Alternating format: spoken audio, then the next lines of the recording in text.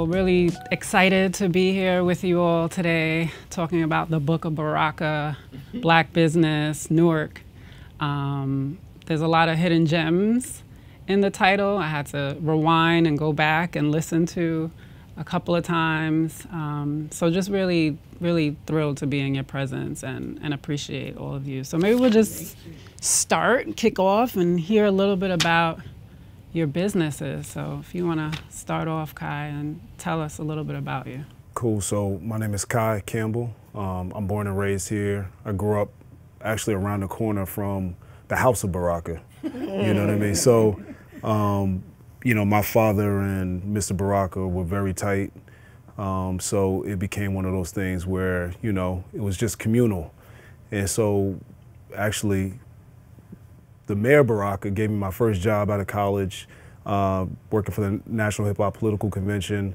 I went on to do economic development for the city of Newark, and then that turned into me starting my own business. Always wanted to save where I'm from through economic development. You know, we started our first restaurant 7 years ago, Burger Walla. Then we bought the historic Bragman's Delicatessen, which just turned 85 years old, set to reopen. Hopefully the mayor will cut a ribbon on our reopening sometime soon. And then we have a new restaurant called The Yard, which is downtown Newark in, you know, the epicenter of the city, inside a military park, which is also a partnership with the city. So it's a full circle moment for me. So I just appreciate, you know, y'all having me here. And like I said, it's full circle for me. Thank you for being here. Masani, just paying attention to where we are, Source of Knowledge. Tell us a little bit about how you got started. Okay, thank you. Thank you for having us a part of this event. My name is Masani Barnwell, one of the owners of Source of Knowledge Bookstore, located in Newark here. We've been in business for close to 35 years. At this location, roughly 21, 22 years. We started out, in all honesty, as A&B Books on Bradford Place, and then we moved around and purchased this building. And since we purchased this building, blessings has continued to flow through. As our mayor came into office, we really began to bloom and blossom because he brought in office a mindset that spoke knowledge to the people, knowledge to the community. I personally am born and raised in Newark, New Jersey. Went to school right here, Malcolm X Shabazz, Bulldog for Life. Sorry, I had to put that in there. But lived there, and it was always, and worked in Newark. Prior to working at the bookstore, because bookstore been going on for a minute. Prior to it, I was a teacher, retired teacher, 26 years, Newark Public. So it was always just a pleasure to live in Newark, to come back and work in Newark, to help out children in Newark, and now to come out of the classroom and do something different for our children and our community and still help to educate them. Moving forward, that's where I plan to be. Love it, love it. And I heard the gem dropped of ownership. She said, I bought the store. Yeah. Walter, we're gonna skip over Mr. Mayor for now. Walter, you wanna tell us a little bit about yourself, how you got started? Yes, my name is Walter Green. I'm the owner of Uncle Willie's Wings in the South Ward. I'm rather different from everyone here. I was not born on the East Coast. I'm from Chicago. I'm a transplant. Oh, and yeah. And when I first moved here, after retiring from the military. I stayed in 1180, and I was on the high floor, and I saw the city from a bird's eye view, and I saw the city changing. And I saw how the people embrace you here, especially when I opened my business. I've been in business for about 2 years, and I love what the mayor's been doing. I've been seeing the city transform, revitalizing, and everything. And I just say that it makes me feel like I'm back home in Chicago, because Chicago's changing, and it's a very large city, and Newark has a lot of history. And I love that when I walked into City Hall, and I see that history. And I'm just really happy to be a part of this. I'm really proud to be in your honor. And nice to meet you. I've seen you plenty of times, but yes. And as well as other Black business owners, I'm sorry, I'm exuberated. I'm just so happy. He just found out that you on that Fuji's album. Yes, I found out today. Yeah. So I'm bringing the album. I need you to sign that for me. From audio to audio. Yeah, because my restaurant is a hip hop orientated wing spot. That's what's up. So definitely. So I definitely gonna need an autograph on that album. Put that right on the wall. Yes, definitely. There's a lot of music in the title too. In the Book of Baraka, the undertone it comes out. Hip hop, jazz, obviously poetry, but so I appreciate the hip hop connection. So now we come to you, Mr. Mayor. You know, a lot covered in the title. One thing that you touched on was that the rebellion is still very much front of mind for Newarkers. And when I think about it from an economic development perspective, I think about the impact that that's had on storefronts and vacancies and blight. And so just, you know, being surrounded by business owners, retail business owners, how do you think about that as part of your broader economic development strategy and vision and the importance of businesses, particularly Black businesses?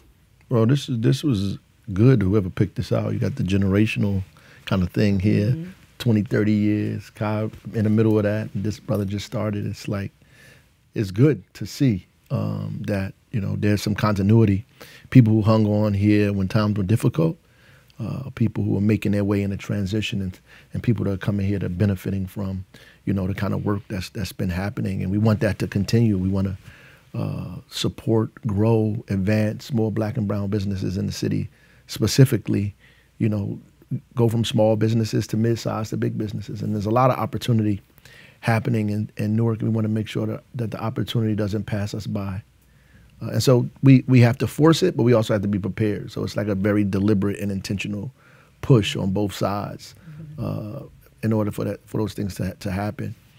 And I say the rebellion is still on our mind because it's really never been dealt with.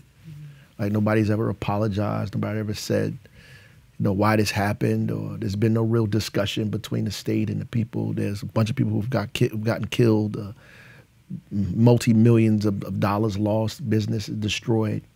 Our communities were impacted, you know, tremendously. You know, there was a huge flight from the community, and nobody really invested in Newark for a very long time. I would say for like 50 years, you know. So we've been struggling all of that time. So the kind of ghost of the rebellion is always on the foreground, and we see it. So that's why we're always talking about it. Yeah, yeah. And so one thing you also talk a lot about, both in the title and in general, is self-determination. And when I was thinking about today and the discussion, that hits a little different for Black entrepreneurs and Black businesses, right? And so wondering if you all can touch on what that means as a Black-owned business owner. I mean, for us, it's the epitome of why I started the company. You know, I used to work in City Hall trying to pitch people on why they should invest in Newark. You know, every major corporation, every major retailer I met with in the country, I can't name one I didn't. And it always came down to, it's not right. It doesn't fit our demographic. What that really meant to me was that they don't like Black and brown people, right? So if I met with a burger franchise and it's good enough for our people in our city to go out to Union, out to Westfield, out to Route 3, and to work in your places by bus, but you won't open up a store as if we don't like burgers. We want the same things. We want good food, we want healthy options, we want safety, we want a good education, right? And some access to prosperity. So I was like, yeah, we'll just do our own. You know what I mean? It's not rocket science, right? We are just as capable to make our own and to make sure that our own flourishes if done properly, like the mayor said, right? If we're prepared and we do the homework, that's really what faith is, right? You know, our community is built on faith, but faith is just preparation. You know what I mean? Wow. Source of knowledge is... As we're surrounded by... That's our foundation, you know, that self-determination. Like I said, I was a teacher. So 26 years, I wasn't full-time in the store. That means Dex and Patrice were here pounding it, bringing it, building it, and continuing it. And and we started on that little storefront on Branford Place. And when we came here, we used half this space, if not a third of the space, for our store. And as the love in the community and our self-determination to say, no, we're going to keep this because we need this. This is more than just buying some books. When I was in the school system, I would have field trips down here. So I was a math teacher. So what they had to calculate? Their sales tax. They had to come up with some way to figure out how we made this relative to what they were doing, and then know that we need to read. And I kept bringing that piece into the classroom, and also we just kept pounding. We knew we made $0 many years, but we knew this is what our community and we as a people needed, and we were not giving it up. We could have changed it to a dollar store because it was offered to us. It was like, Thank God for that. Thank you, you know. But we're self-determined all the time, and that's what we continue to build on. And then, Mayor, I guess I want to ask you, from your perspective, how that plays out programmatically. I know that you have a range of programs and initiatives and interventions really designed to help businesses, Newark-based businesses, Black-owned businesses.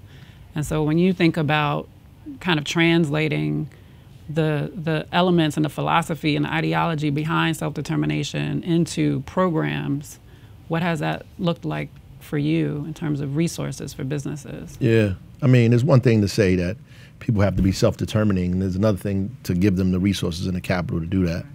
And a lot of folks just don't have that. We don't have the balance sheet. We don't have the information that we need to access all of the different programs and resources and grants and opportunities that exist.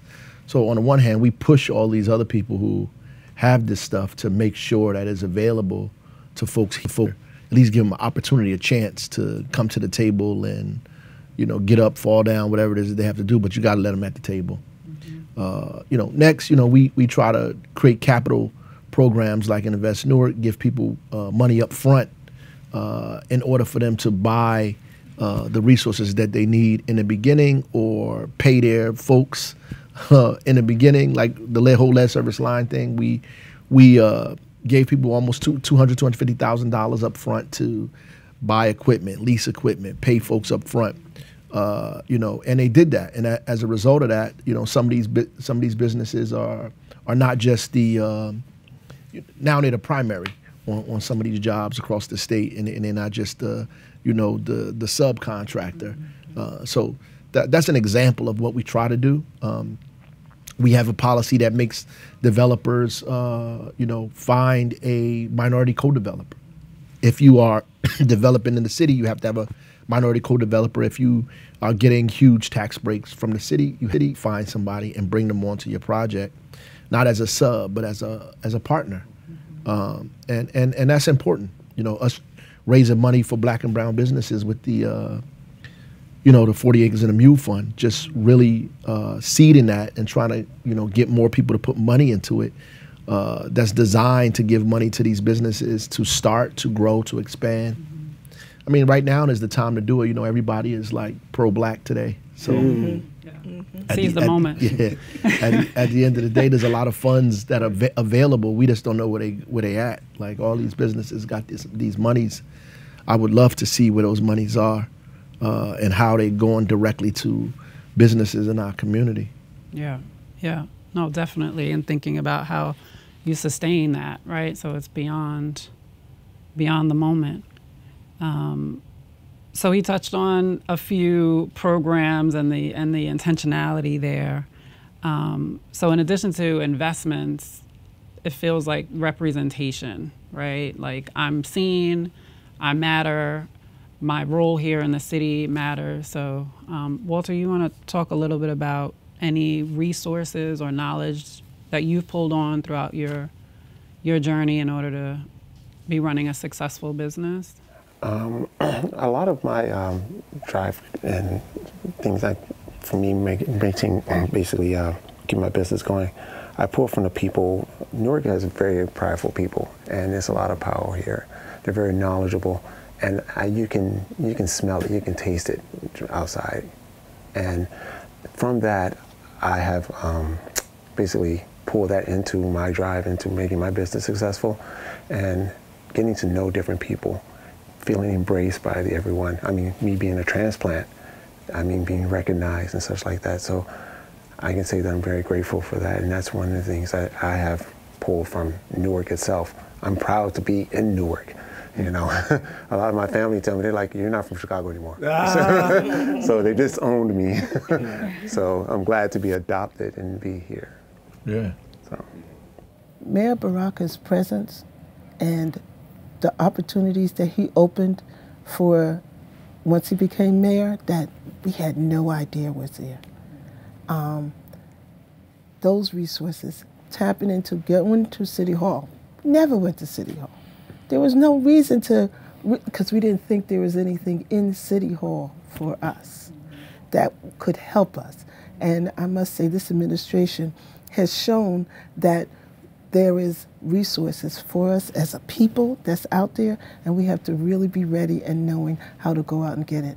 And being born and raised in Newark also, you know people who, you're like, wait a minute, this one does this, and you don't realize it, and you ask.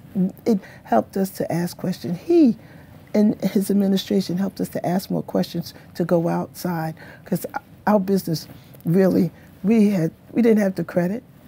We didn't get the credit. We had to, everything that was purchased, we purchased it out front, you know. So then when he came along and opened up, like realized, like, you can get this, you can talk to this, you can speak to these bankers, you can, you know, just pulling together. And it's just, those are the things that helped us, and just having the fortitude to say, and know how to humble yourself and ask the question. What's there? How can I get it? Please. Beyond what was already said, is, you know, echoing the same thing, is it's one thing to corral the resources, but if it's not, if that treasure chest is never opened, you know, the fact that there's a men's meeting, that there's a sisters meeting, right? You go into these things and it's not just cheerleading. You know what I'm saying? Like, the mayor asked me to come one time, and I brought 2 other brothers that had businesses. Those 2 brothers have grown their businesses since that meeting. You know what I mean? For us, well, for me and our business, the us, and I'm sure everybody, it's about a communal ecosystem, right? Everybody talks about Newark is the biggest city in the state. It's a small town. It's a small town. Let's be honest about that, right? And if we celebrated our small town roots in the sense of community, that is really much more prevalent than all the other stuff that we hear about, you know what I mean? It would push our community a lot further, right? So I've lived in other places, but I've also been in Newark, and what everybody thought was the worst block in the city, and I've seen everybody, when after the snow comes out, come and help everybody shovel out. That little small stuff lets me know that I'm doing business in the right place, and that the culture is going in the right direction. Right? Because for us, it's really about creating an ecosystem that is circular and not just linear. You know what I'm saying? And for the first time, I have a true sense and a faith that that's achievable, right? You know, in your position, doing the hard work, having the resources to being able to do the hard work. Because we all know, again, education, safety, healthy, whatever, that's what we want. What does that really mean legislatively, right? What does that mean, you know, from a fiduciary standpoint, and resources, you know what I mean? And that's what I'm taking forward. If I grow this business within or outside of Newark, it's still a Newark-based business that I learned and I honed here, right. You know what I mean? Right. No, I appreciate that.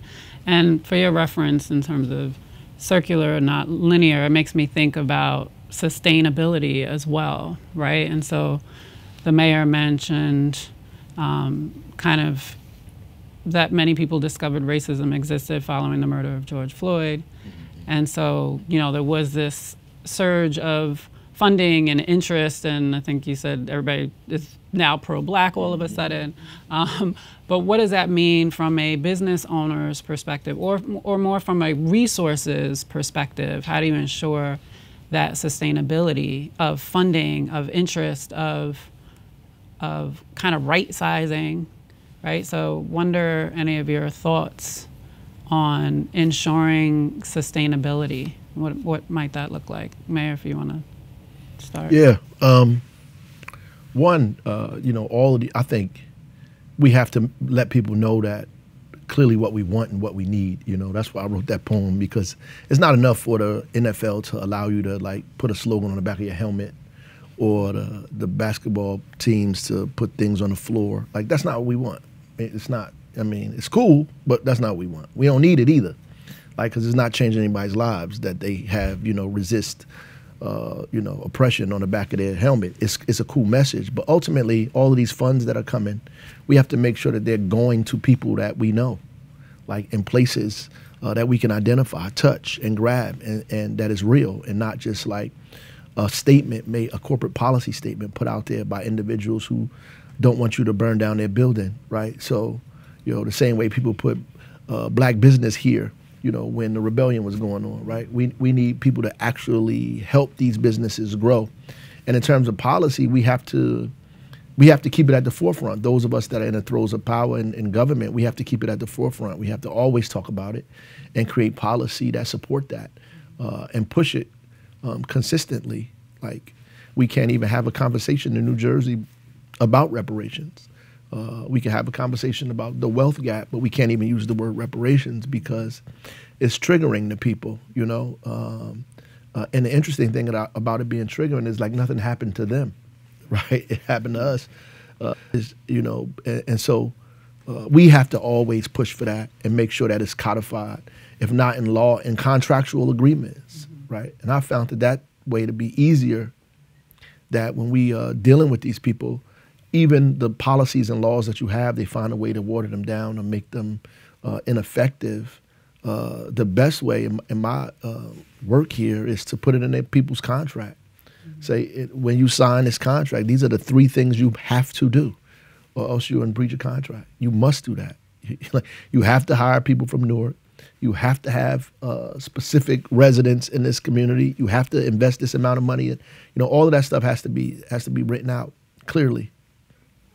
Definitely, and those are 3 questions that he shared in the title as well, right? What we want, what we need, and then how do we get there?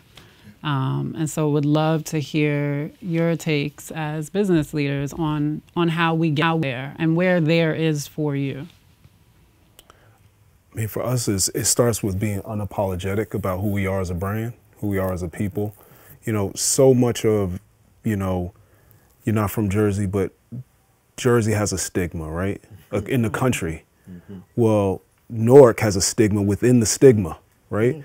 But for so long, you go to these places, and I heard this brother talk about how, and Michelle Obama talks about that. She's at the table and she realizes that she can compete. There's nothing special. There's nothing magical about the other people that have been at this table.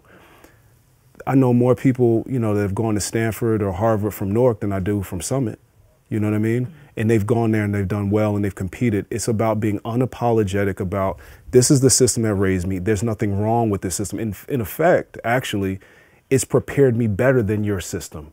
And the products that we're producing on Hawthorne Avenue, which is one of the worst blocks in the city, can compete with the best blocks for a Jewish deli sandwich in the world. You know what I mean? And the people that you would not expect to make that deli sandwich are the people that you look down on and all this other stuff. But I can guarantee you, pound for pound, is one of the best things that come out of it. Whether or not we're talking about the arts, we're talking about a bookstore, we're talking about wings, it doesn't matter, and we're just trying to, set a standard that when we come to the table, that we dictate the table, right? That if I'm coming there, hey, this is what we're going to eat today.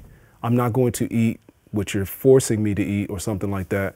And I think that more businesses need to do that unapologetically. This is what we want. Or I'm taking my business elsewhere. We all have to bank account. I'm going to hold you accountable, right? The same way that the mayor holds me accountable as one of his constituents, I hold him accountable as my representative. And it's again, that ecosystem that we have to be much more unapologetic about, you know what I mean?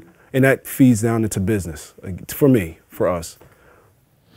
I like the way you said that, unapologetic, because at Source of Knowledge, we can't apologize for what we sell here, because we deliberately choose to sell products that help to nourish the minds of our people, for us, by us, because we don't get this venue in other neighborhoods, and we have to keep it and supply that need to our children, to our adults, to our elders, to our community, because, and we can't apologize for it, because there is nothing to apologize about. Right. It's about being proud and pride in our city and in ourselves. And that's me, as a personally, always been so proud of my city, my school, and my business. And I'm like, to be able to come back and be able to offer that, that's what we do. And that's what every other race does. They go back and they continue to build. I'm not apologizing for doing exactly what I'm supposed to. That's what my parents taught me. Come back, make your family proud. Okay, I'm going to make my family proud. I want to make my community proud. I want to make my race and my country.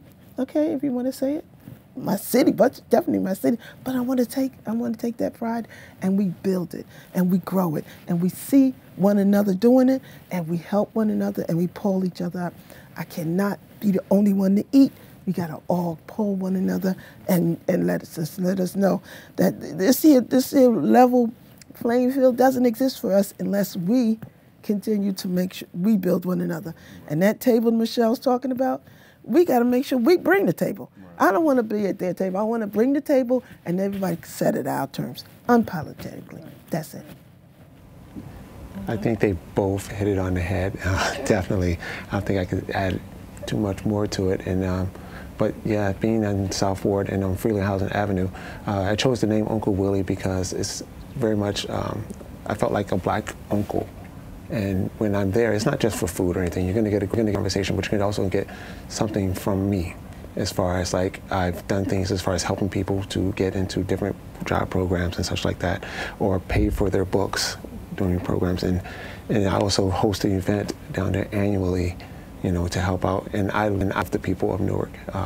And I can say that the mayor, I can say he holds other people, companies accountable, but then he also puts everything out there for you to see. That's something I have not seen in any other city, especially being in the military. I've been in different states and different cities. He doesn't provide just lip service. He shows you exactly what you need to do. And that's why I love this place. And that's why I'm not leaving this place. I tell everyone my business is a Newark-based business. He's like, oh, in South Ward. I was like, no, you can't just say South Ward, West Ward, there. No, my business is a Newark-based business. And I can say that I'm proud to live in Newark. I'm not going to be leaving Newark. I purchased my home in Newark, and I'm here to stay. This is like the half Wonderful. That has drank the Kool-Aid and fully bought in. This is the adopted children side. I was wondering how they percent. Maybe that's the division here. But yeah, do you want to share a little bit about maybe what you're hopeful for? What's convinced you, it sounds like, was definitely convinced me since I came to Newark, is just this sense of great pride, of history, of legacy. It reminds me of Brooklyn in so many ways. There's so many urban cores that struggle with many of the same issues, right? There are blocks I go down and it feels like home. And it keeps me here and it keeps me fully bought in. But it keeps me remaining hopeful and really committed. And so I guess I just want to throw it out to each of you about what you're hopeful for in Newark's future. I am very hopeful that Newark will be looked at like I know, I think it's DC is called Chocolate City. It used to be. Well, it used to be. Well, I guess Newark can be Chocolate City. This is one of the first places that I walked into City Hall, and I see faces and articles that look like me. It's in there. I can't go to any other city where you walk into you see other statues of other people who founded that city and such like that, but you're not going to see faces like me that's inside of there. And outside of City Hall, 2 statues of 2 black men. And I'm just like, oh my God. I'm like, wait a minute, where am I? Pinch me, you know? And I'm just like, so I definitely see Newark becoming the pinnacle. I think Trenton is the capital. I think it probably needs to be moved a little bit further. You start in trouble. I'm just saying because I definitely think the city is hitting the right notes, and definitely that's a spark in the fire that I think that's going to ignite and show people that Jersey, not just, you know, but all of Jersey is something to be, a force to be reckoned with. You have a large port just over here. You have, I mean, like, I can't believe how much comes in and out of this city. So I don't see any way of us not being able to get a piece of that. And that's why I want to see us, like you said, come sit at our table. Our table's a little bit different, you know? So, I mean, me personally, and I think speaking for our company, I want to be much more radical. I think it would be lost on us if we have the son of one of the most radical artists ever, right, become one of the most radical mayors in the country, right, and for us not to take that baton and that torch. I've worked in city government, right? I understand that he's a figurehead. He cannot do the job for us. He's there to make sure that there are traffic lights, but we have to drive the cars, right? So for me, the way that we run our business is radical. Our customer service is radical. I make sure that you feel like you're coming into our home. We want to radicalize joy. So when you come into our place and you come to brunch, when you come and you hear Joy singing, it's radical to me to be in this place in the middle of a pandemic and to feel unadulterated black joy. Right? So our products should be radical. To have a brother, you know, come in and ask any Indian person from Mumbai to Delhi, how do you like my samosa? And them say, that's pretty good. You know what I mean? For us to, you know, have a Jewish deli sandwich in a forgotten place and say, hey, what do you think about that? You know, ask your boobie how she feels about our corned beef and pastrami, and her to say, that's okay. You know what I mean? I want the rest of the city to say that and say, hey, listen, the way that we view violence, how we're tackling reentry, you know what I'm saying? It's not about recidivism. It's not about, you know, this anger, and it's about healing, you know what I'm saying? Nobody else is doing that. They have interventions, but we're being prescriptive about ours. And that, to me, that's radical. And I think that the entire city needs to be as radical as this bookstore. You know what I mean? The fact that we're sitting here and I'm looking at these books, we talked about that. These are triggering books for some of us, you know what I mean? But it's radical. You know, the black excellence and black joy have to become radicalized, to me. And that's what I hope for the city. Our hope for the city is, our major thing is to make sure there's a book in every child's hand. And all our children are reading and educating and seeing themselves beyond what they've already been boxed into. And we do that through educating them, letting them, you know, giving them those dreams, giving them that vision, to let them see that there's more. And let them know that you come from a great place and you can extend it. We don't mind if you take it other places, but know where you're from and continue, and, you know, help it to grow. And now you can expand, because we want to expand. We want to grow. And we want to be able to move us as a race to the next a higher level. And we have to make sure we educate. You know that saying our parents say, they can take everything away from you, but they can't take your mind. They can't, okay? So we got to make sure that we use that education to push us, to take us to all those places that this little city, they say it's little. They be like, that's a big place on the map. That's the place to be. And we, you know, I'm sitting here and I'm listening to Uncle Willie here and Kai talk about their customers and their customer service.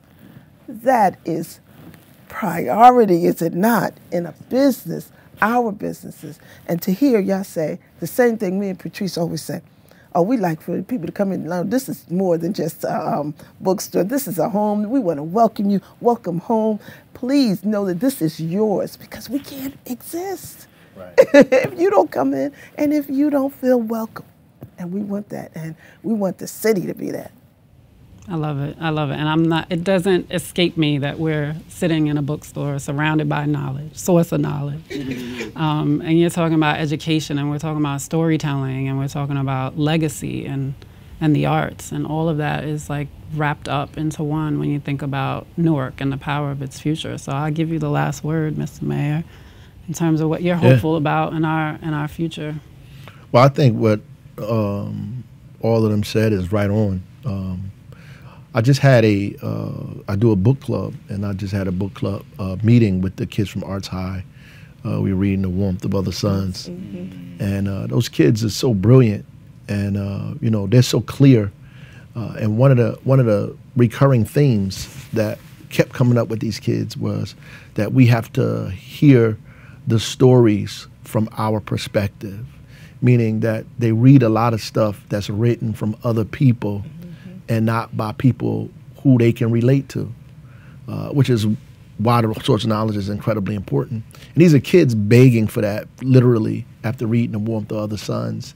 And I think, you know, my hope is that, because I'm not going to be here forever, and I don't intend to be, that you know, our young people are prepared and that they see what needs to be done, and that we've given them, we place the baton squarely in their hand, and they take it with all confidence and courage, and, you know, everything they need to be able to continue to transform this place.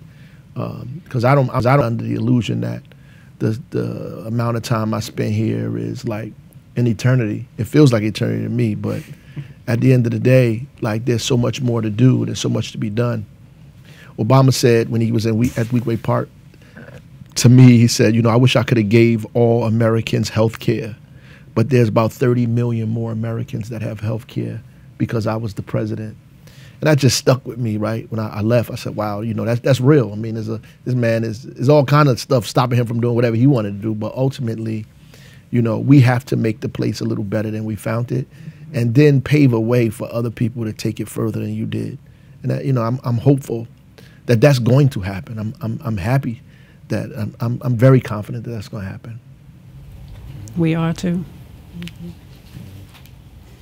Well, thank you all for joining. Good discussion today, and you know, excited to continue to work together, build together, grow together, invest together.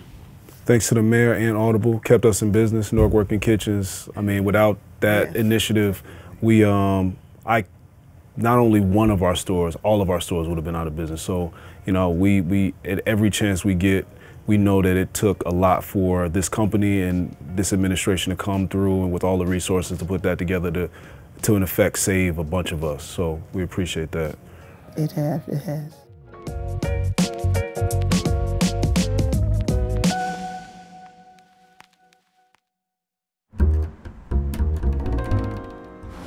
Kids have dreams. Their dreams are like everyone else's dreams. First, when you're a baby, you want to be Superman. Then you dream you want to have a big house and travel, take care of yourself and your family, and have money. You don't want to be poor. We have to imagine something different, to have a radical imagination, to think about a place that's different than the one you've been forced to be in.